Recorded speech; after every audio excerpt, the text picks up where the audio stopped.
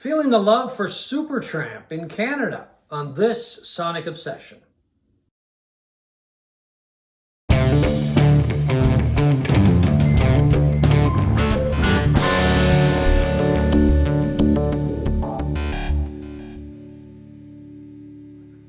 Hi folks, I'm John Whidden. That is Steve McLeod. That's not a very nice thing to say. That is I'm a person too, You John. are. This is Steve McLeod right Yes. here. I apologize for that. Okay. It's very callous. Today we want to talk about Supertramp. We're coming up to or around the 50th anniversary of their album Crime of the Century, which was released in the fall of 1974. I think it is the band's best album, but I do like a couple other ones very much as well. But we thought we would just talk about the band, the album, and of course, and the band, just a little bit, and specifically kind of dive in when it comes to the love affair that Canadians had with Supertramp, because they were very popular in Canada, probably more popular than anywhere else around the world. They would attract huge crowds. Their album, that album that we were just talking about, Crime of the Century and Breakfast in America, I think it was, were both certified platinum in Canada, which is 800,000 copies. But I guess in the case of both of those albums, they did sell over 1 million each. Yeah. That's a lot of albums. It's a lot of albums in a small country. Roger Hodgson was talking about that in an interview a few years back, about how it meant literally that 1 in 20 Canadians owned Crime of the Century and Breakfast in America, because there was like 22 million people in Canada back in those days. That's right, yeah. That's such a huge number of sales for a relatively small country. And it's kind of inexplicable as to why Canadians took to this band so quickly. Yeah, because we didn't really have... We had FM radio at the time, but it wasn't available in every place. Well, a lot of cities it was available, but a lot of big cities, but throughout the country. And Canada is a very rural country, especially back then. And they didn't get a ton of radio play early on. I don't recall what really got me into the band, but it seemed to happen to everybody at roughly the same time. Yeah, and they would come to town and they would sell out hockey rinks and then sell out bigger hockey rinks, and the popularity just grew. I don't know. I mean, I remember, I think the first song I ever heard, and it would have been on the radio, of course, was probably Dreamer. Yeah. I'm not sure. But the community I lived in at the time, we had a really good disc jockey, and he would drop albums on sometimes and play more than one cut. He'd play a few cuts, and sometimes he'd play the whole album. So maybe that's where I heard it at first. I have no idea. This was an AM station, and I'm sure he got his knuckles wrapped for breaking format. But anyway, It was great for us listeners. I was going to university at the time, and I know a buddy of mine who I was living with just went out and bought the album, Crime of the Century, when it came out. I don't know what caused him to buy the album, because I'm pretty sure back in those days, we never heard of the band, probably never heard of the album, but he came home with this album. We started to play it, and everybody was on board Supertramp, and we've talked about this, the popularity of the 4 main albums. Crime of the Century, which was not the first album by the band, by the way. We'll get there in a second. Yeah, it was the 3rd studio album. Yeah. That was the first popular album, and then What Crisis came out in 1975, and then Even in the Quietest Moments in 1977. And then the album that became a massive hit worldwide and sold 20 million copies, Breakfast in America. And they just became such a popular band, and those are great. We've talked about, we've talked in the past about what are the best run of 4 albums by any band in the history of rock. Well, that's definitely one of them right there. And, we talk about the Stones, the great run of albums that the Stones came out. The Beatles, of course. Obviously. Pink Floyd is another band that had a great run. Neil Young's another one in the 70s. And, in the last week or so, I've been listening to all of these albums again, and I've rediscovered my love for Supertramp. And they are such incredible sounding albums, and different to anything that I had really heard at that time. And for whatever reason, Canadians took to the band like nobody else. Hodgson in 2016 said, Canada has always been a special place for me. Canada discovered Supertramp before America did, actually, and it goes beyond Breakfast in America to my soul or career.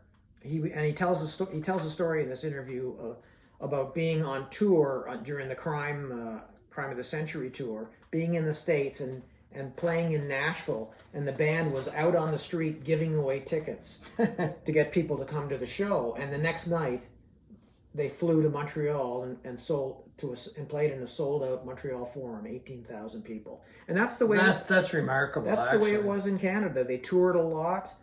They were playing to full houses almost seemingly immediately. Well, I know when they came here, to my knowledge, the first time they played here, they played at the old Forum. I can't remember how many people it held. Well, probably you could squeeze probably 6,000. Probably 5,000 or 6,000 people. Yeah. And it was packed. But that was the day when you could buy tickets reasonably, and you walked up to a ticket counter or whatever, bought the ticket. But myself and most of my friends, we would go to anything, really. And we had heard about Supertramp, and it was an international band, and it was playing at the Forum. And as I said, tickets were reasonably priced, and we would just go. And I think I had heard parts of that album, so I was intrigued. And Crisis What Crisis, I think it was out about the same time, and it had just come out.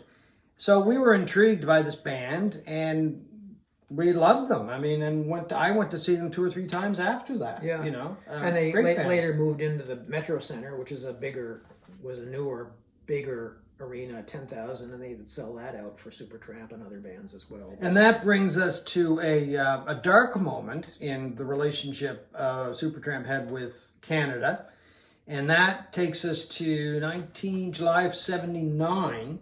They were supposed to play the Metro Center, and then abruptly canceled the show the day of the show. And everybody's like wondering what's going on. You know, you don't just cancel the show the day of it without any explanation. And I think later on in the day they did explain that there had been death threats against the band, and they were phoned in, I believe, to the record label in Toronto, A&M Records. The band debated it. They're back and forth. They didn't know what to do. In the end, I believe they were in Moncton at the time, so they must have been playing at the Coliseum in Moncton.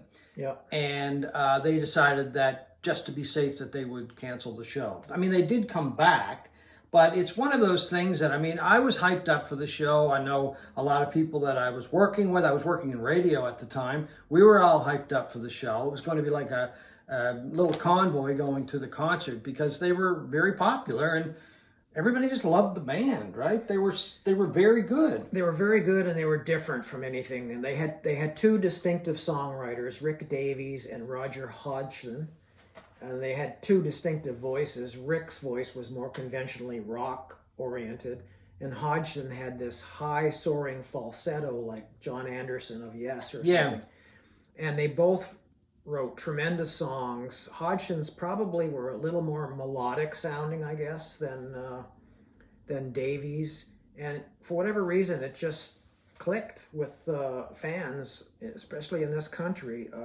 Their albums are also impeccably produced. They sound incredible. Well, that's another thing we should mention. Crime of the Century was produced by Ken Scott. Yeah.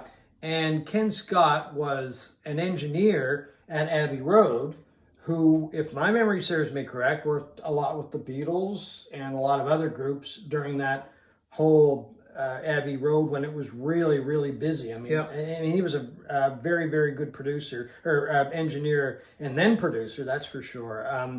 And I think he later on worked with Mahavishnu Orchestra. Very talented guy. And so that's probably one of the reasons why that album sounds so good. Crime of the Century. I mean, well, all of the albums sounded really good. Yeah, the other connection with Canada are these albums that I have. The audiophile version on A&M Records of Crime of the Century, and the audiophile version of Even in the Quietest Moments, also on A&M Records. They were only released in Canada. They are pressed on Japanese vinyl. They sound phenomenal. If you try to get a copy of them these days, they're very hard to find. They're very expensive on Discogs.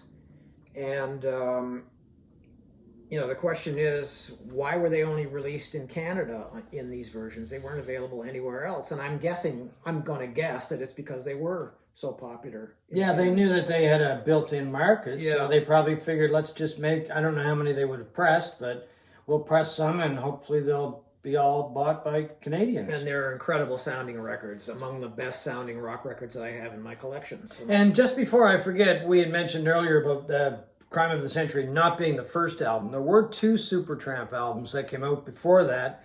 One was called just Supertramp, and the other one was called Indelibly Stamped. Neither one of us think much of those albums.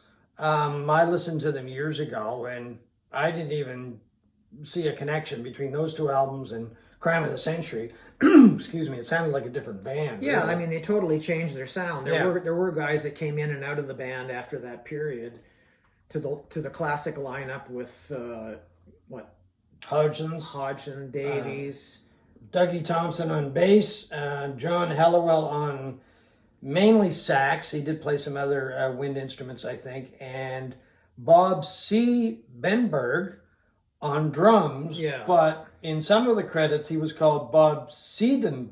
Well, his real name is Bob Siebenberg. Siebenberg. But it always came out in the credits as Bob C. Benberg. Right. So I had it the opposite way around. I'm not sure why they did that, but anyway. Or why he did it. But anyway, that was the core group that made those 4 albums. And they did some other good stuff as well, but those are the 4 that really stand out to my ear anyway. Yeah, to my mind, they're the only ones really worth having, unless you include Paris, which is a live album that came out after Breakfast in America. It's a live show, obviously, from Paris. And it's a wonderful sounding record as well. And it captures Supertramp in their live performances, which were always, at least when I saw them, almost note for note perfect. They had record albums, and they had a really good sound system. John Hallowell was one of those guys that he would add a little bit of levity, and he was the guy who really just kind of communicated with the audience and gave it a bit of a fun atmosphere, I guess is a safe way to put it. And he was the guy that showed just how much Supertramp appreciated the audience and the welcome that they got when they played here, and I'm sure throughout the country. So how would you characterize their music? Like, what would you call it? Well, it's one of those bands that, is it progressive? Yeah, I don't think it's totally progressive. Oh, well, there are elements of progressive rock. There's elements of prog in it. It's kind of a mix of, and I've kind of read this description other places as well, and I tend to agree with it, a mix of prog and pop, because there's definitely pop in there as well. They were a lot more accessible than, say, some of the other prog bands at the time, like much more accessible than Emerson, Lake and Palmer. Yes, I never found Yes a difficult band to listen to. Well, later on maybe, but I always liked Yes. But some people may not have liked Yes. So maybe that's why they gravitated to Supertramp. I'm not really sure. I mean, I wish I could. I wish I could explain it. So, how would you describe them? Distinctive for sure. Oh, very distinct. I don't think they sounded like anybody else, but to me, they were just an incredibly melodic pop/rock band, maybe art rock a little bit. Maybe. I mean, certainly Crime of the Century is the proggiest of their albums, I think. Yeah. It sort of seems to have it seems to be a loose concept album in a way, although I'm not sure what the concept is. Yeah. But it's very, it's an amazing change in sound from their previous 2 albums. I mean, they just changed entirely and became this incredible sounding band that produced some of the catchiest and most interesting albums of the 1970s. They burned brightly for most of that decade, those 4 albums for sure, and then they just sort of flamed out. Roger Hodgson left the band in 1983 for a solo career. He continued to be very popular during his solo tours, which continue pretty much to this day across Canada. But the rest of the band after that, my wife and I saw them probably around 2006 or something when they came through Halifax again. And they did not have, and of course, Roger Hodgson was long gone. and it was not the same thing. They had some guy playing guitar like Hodgson and singing like Hodgson, but it wasn't the same. What was the crowd like?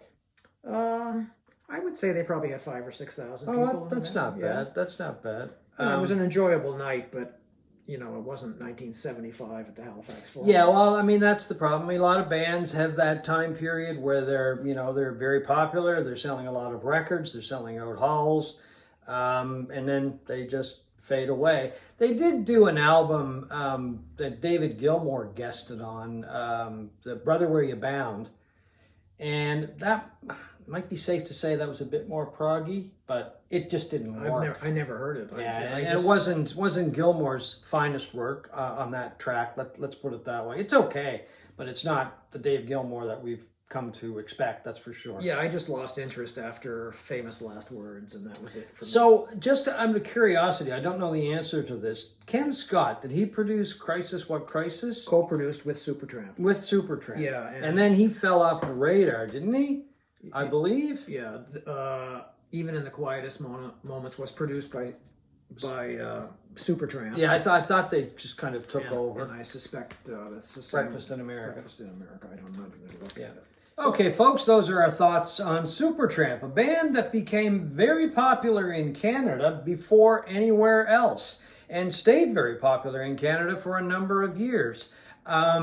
One of the reasons for that, we both think, was the popularity of the band's third album, Crime of the Century, which is a great album. But then they had a run of really good albums, as we talked about.